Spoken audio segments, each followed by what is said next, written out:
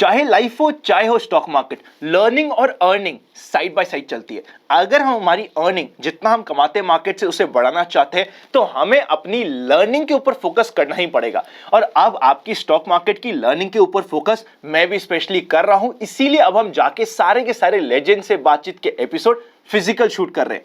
चाहे वो निमिष शाह सर के साथ हो, नीलेश शाह सर के साथ हो, या फिर वो रामदेव अग्रवाल सर के साथ, सारे के सारे एपिसोड फिजिकल शूट हुए थे।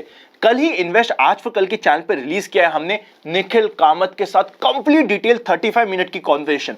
आपको इतना मजा आएगा उस कॉन्वर्सेशन में। अगर अभी तक आपने उसे चेकआउट नहीं किया है, डिस्क्रिप्शन में भी आपको लिंक मिल जाएगा, ऊपर आई बटन में भी मिल जाएगा और पिन कमेंट में भी मिल जाएगा। ये एपिसोड देखना मत भूलिएगा। फिजिकल एपिसोड में जब भी हम शूट करते ना, एक स्पेशल स्टाइल हमने अडॉप्ट करी है। हम क्या करते हैं, suppose me and Nikhil was sitting together for 3 hours, हम पूरे के पूरे 3 घंटे को रिकॉर्ड करते हैं और उन 3 घंटे में से जो सबसे अच्छे आधे घंटे होते हैं वो आपके सामने प्रेजेंट करने की कोशिश करते हैं।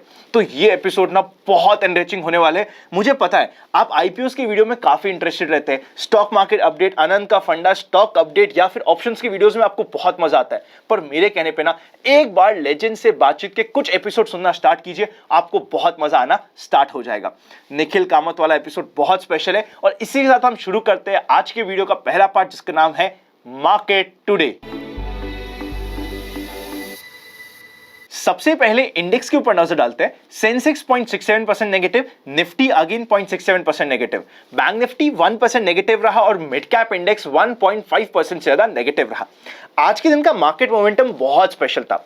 हुआ यह कि मार्केट ने गैप डाउन दिया, पर गैप डाउन देने के बाद एक अच्छी रैली या फिर बाउंस बैक या पुल बैक देने की कोशिश करी, पर बार बार 16,400 के लेवल पे because US future bar bar correct हो रहा था, इसके ऊपर हम सस्टेन नहीं कर पाए।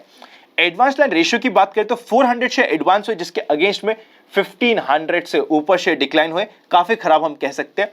सेक्टर्स में सिर्फ आईटी में हमें रिलीफ रैली देखने को मिली, क्योंकि आईटी में पिटाई भी सबसे ज्यादा हुई थी। फाइनेंशियल सर्विसेज, फार्मा और ऑटो भी ठीक ठाक से होल्ड कर रहे थे। इसके अगेंस्ट में मीडिया तो देखिए बहुत ज्यादा प्रेशर में आ चुका है, इसे उभरने में थोड़ा टाइम लगने वाला है। सारे के सारे स्टॉक्स अपने इंपॉर्टेंट सपोर्ट के पास है, पर जब तक हमें रिवर्सल का साइन ना मिले मीडिया के स्टॉक में भाग के काम नहीं किया जा सकता। PSU bank, oil and gas, metal, commodity, consumer durable काफी अच्छी पिटाई हुई। यूएस फ्यूचर्स अच्छे खासे डाउन चल रहे। इवन जिस समय इंडियन मार्केट क्लोज हुआ था उस समय भी डाउ जोन्स ऑलमोस्ट 400 पॉइंट से ज्यादा नेगेटिव चल रहे थे। विक्स 22 पे है, देखिए कह सकते हैं हम बॉर्डर लाइन के पास है, पर अभी कंफर्टेबल कह सकते हैं।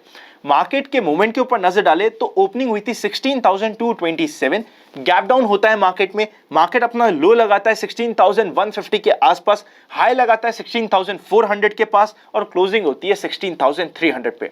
क्लोजिंग कही जाए तो अपनी बॉटम से 150 पॉइंट से ज्यादा ऊंची है, इसलिए हम अच्छी क्लोजिंग कह सकते हैं। वरना तो हो कह रहा है पिछले 3 दिनों से मार्केट हमेशा गैप डाउन दे रहा है और पूरे दिन पेन में बना हुआ है।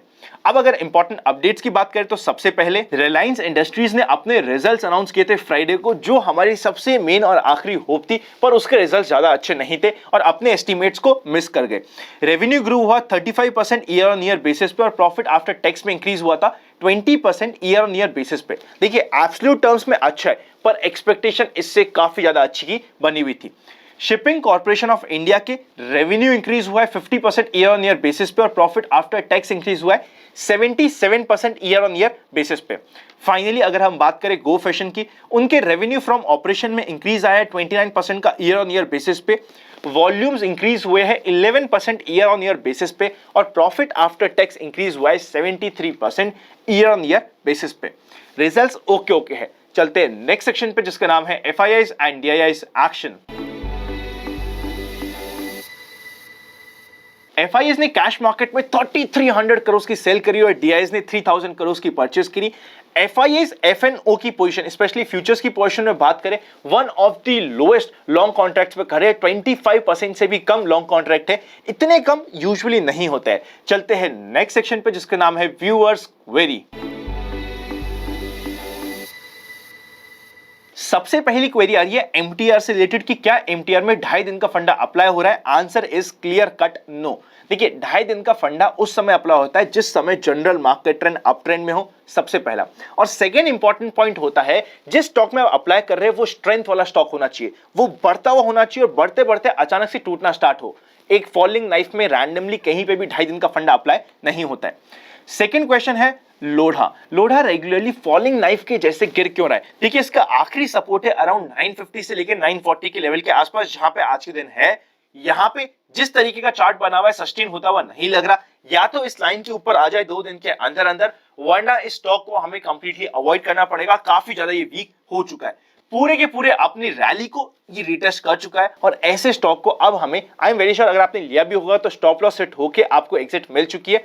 अब हमें जब तक ये कुछ स्ट्रेंथ के साइन ना दिखाए, एटलीस्ट 1000 लेवल के ऊपर नहीं जाए, भाग के काम मैं तो नहीं करूंगा। चलते हैं नेक्स्ट सेक्शन पे, जिसका नाम है स्टॉक इन फोकस।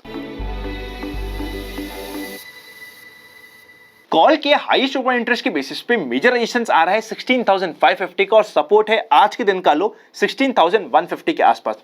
अब हम बात करते हैं पुट कॉल रेशियो की, तो 0.80 पे है, ओवरसोल्ड नहीं है। यहां पे ऑलमोस्ट 400 से 500 पॉइंट की स्पेस नीचे जाने की पुट कॉल रेशियो के बेसिस पे अवेलेबल है।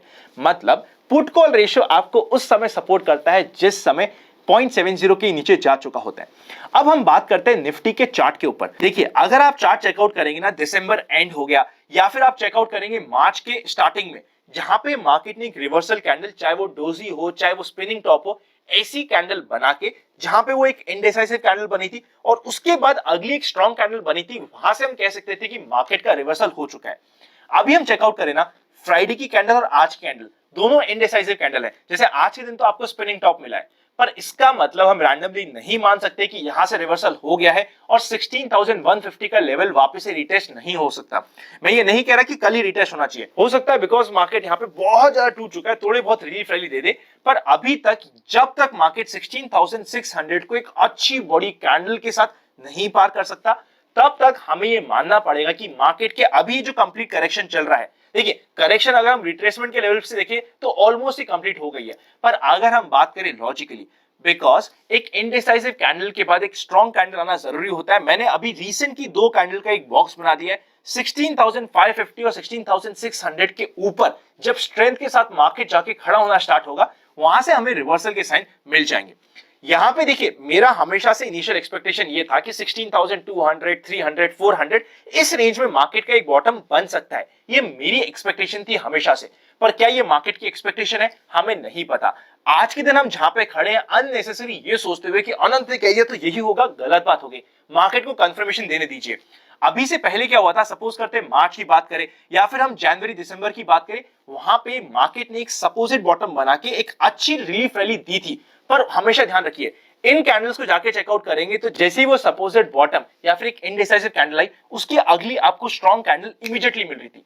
इस बार अभी तक वो नहीं मिली है, इसलिए हमें वितना तो थोड़ा सा शांति से वेट करना जरूरी हो जाता है। अभी हम नहीं कह सकते कि 16,150 बॉटम बन चुका है, यहां से तो हम ऊपर ही जा रहे हैं 100%। वो थोड़ा सा, वो कहते हैं ना कि थोड़ा सा शक, शंका, दुविधा हमारे माइंड में है, तो हमें थोड़ा सा वेट करके कंफर्मेशन का वेट कर सकते हैं। वीडियो अच्छा लगे तो लाइक करे बिना मत जाइएगा। Happy learning and I will see you very soon.